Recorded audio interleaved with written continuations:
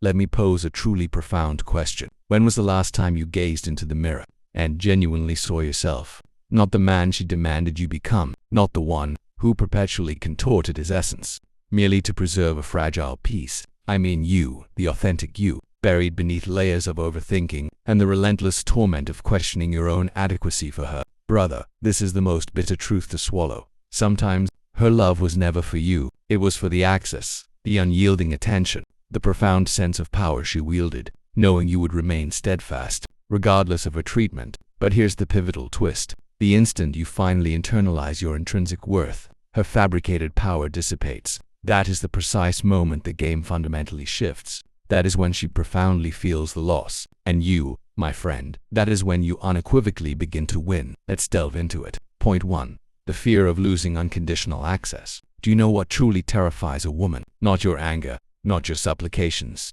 not even your calculated silence. It's when you cease to explain yourself, when you abandon the futile endeavor of proving your worth, when you no longer feel the compulsive need to defend your love or chase her fleeting validation. That is when her stomach churns. That is when the chilling realization dawns upon her that you are no longer emotionally invested in her capricious opinion of you. For an extended period, she believed she could toy with your emotions, confident you would always return. And perhaps, for a time, you did. But the moment exhaustion set in, the moment you discovered solace in quietude rather than chaos, she experienced something novel. Fear. Not fear of you, but fear of losing access to a man who was undeniably real. Fear of witnessing you transform into someone she could no longer manipulate. And that, unequivocally, is when the insidious grip of regret commences. Her greatest fear isn't your absence. It's your presence, no longer tethered to her will. Point 2. The misinterpretation of your strength. You did not love her in the superficial manner of most men. Your love was not for her physical form, nor for fleeting thrills or ego gratification. You loved her with depth, with unwavering presence, with boundless patience. And she tragically mistook that patience for passivity. She erroneously concluded, he will remain, regardless of how I treat him. So, she tested you. She withdrew to ascertain if you would pursue. She deliberately pressed your buttons to see if you would fracture. But what she failed to comprehend was that your kindness possessed boundaries. It was not infinite. It was not blind. It emanated from your inherent strength, not from any inherent weakness. You were willing to forgive, not because you were pliable, but because your loyalty was profound. And when such loyalty is cavalierly taken for granted, it evaporates, and it never returns in its original form. She presumed your perpetual presence, but now she perceives you were a rare specimen of man, and she was criminally careless with something utterly priceless. Point 3.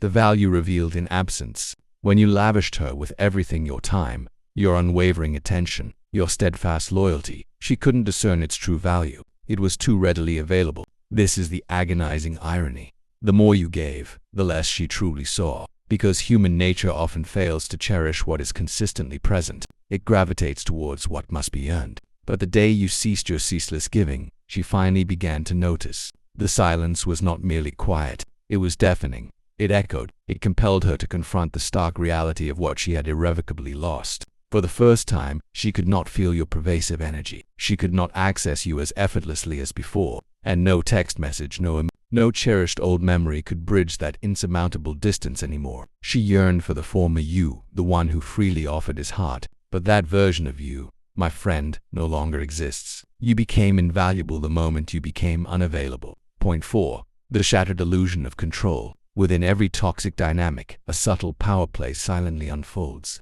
And more often than not, she craves not love, but control. Control over the intensity of your affection. Control over the swiftness of your response. Control over her ability to withdraw and return whenever her whim dictated. And you, in your benevolence, inadvertently perpetuated the illusion of that control until you didn't. Until you finally ceased being available at her convenience. Until you ceased subsisting on crumbs and began nourishing your own soul. That pivotal moment, when you ceased to react, was when she realized the leash she believed you were on had irrevocably snapped, and this time there was no pulling you back. She never desired to lose you. She merely wanted to feel as though she could. Now that the stark truth of your inaccessibility has dawned upon her, that is the very punishment she never anticipated. Point 5. Evolution as the ultimate retribution. You will not reclaim her by groveling. You will compel her regret by evolving. No eloquent speech will rekindle her affection. No lengthy paragraph, No desperate text, no profound apology will accomplish this. That is not the architect of regret. Regret is forged in silence, in relentless progress. In her witnessing you transform into someone she no longer possesses access to, while she meticulously scrutinizes your stories, wistfully hoping for a sign of your lingering pain. You are diligently building, healing, evolving. That is what ignites a maelstrom within her. The profound realization that you didn't need her to become a better man. You simply needed to release her. You do not punish her with pettiness. You punish her with peace, with elevation, with a life she was once invited to share, but which is now irrevocably locked, without a key. Let her observe, let her ponder, let her experience precisely what she inflicted upon you. You don't beg for her return. You build a future she can only witness from afar. Point 6. Your endurance, not your flaw.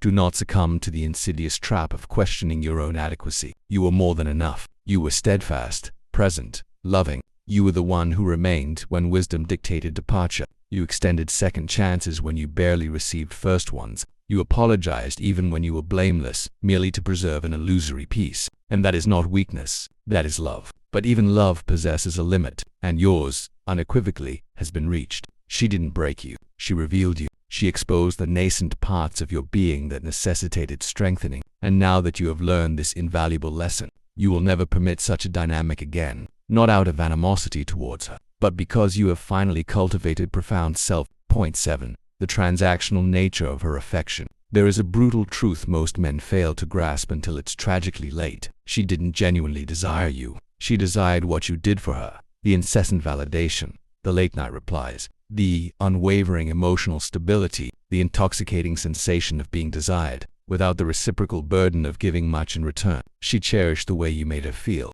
not necessarily the man you inherently are. That is precisely why, when you ceased pouring your essence into her, she began to change, becoming distant, disconnected, not because she suddenly transformed, but because your utility to her had expired. That, my friend, is not love. That is emotional convenience. And a man of your caliber deserves something infinitely deeper. When a woman loves you for you, she doesn't turn cold when your well of giving momentarily runs dry. She remains, she supports, she shows up. So next time, pay meticulous attention. Is she invested in you, or merely in what you offer? For one will abandon you the instant you run dry, while the other will compassionately assist you in refilling your cup. Her love was a transaction. Your worth is non-negotiable. Point 8. The unreadiness to receive authentic love. Let's obliterate this fallacy once and for all. You were not too much. You were not too soft. You were not too emotional. You were simply loving someone who was emotionally unavailable. She was incapable of receiving the profound depth you offered because she was still adrift on the superficial currents of life, addicted to chaos, external validation, and manipulative games. She perceived your consistency as mundane, your loyalty as predictable, but that is not a reflection of your inherent worth. That is a stark reflection of her emotional immaturity. Some women will transcend their childish patterns, others will not. But that, my friend, is not your burden to bear. You offered her authenticity, and she craved a superficial rush. You offered her peace, and she yearned for drama. You offered her everything, and she simply did not know what to do with it. That is not on you. Therefore, never dilute your essence merely to conform to someone's shallow existence, because one day, she will gaze back and realize she possessed something exquisitely rare, and she was simply not ready for it. You do not triumph by proving anything to her. You triumph by remembering who you were before you lost yourself, trying to retain someone else. You triumph by standing resolutely on your own 2 feet, even when your heart still aches. You triumph by refusing to revert, not out of bitterness, but because you have finally embraced your profound value. And perhaps she will move on. Perhaps she will smile brightly in photos and post as if nothing significant ever transpired. But behind the closed doors of her private thoughts, she will remember. She will remember the man who loved her deeply, who showed up when it truly mattered, who would have willingly given her the world had she only valued it. And that memory, that profound loss, that, my friend, is now solely hers to carry. So, do not pursue her. Do not strive to embody her ideal. Be the man you were born to be, because the very moment you rediscovered yourself was the moment she truly lost. What part of this resonated most with you? Or is there another topic you'd like to explore?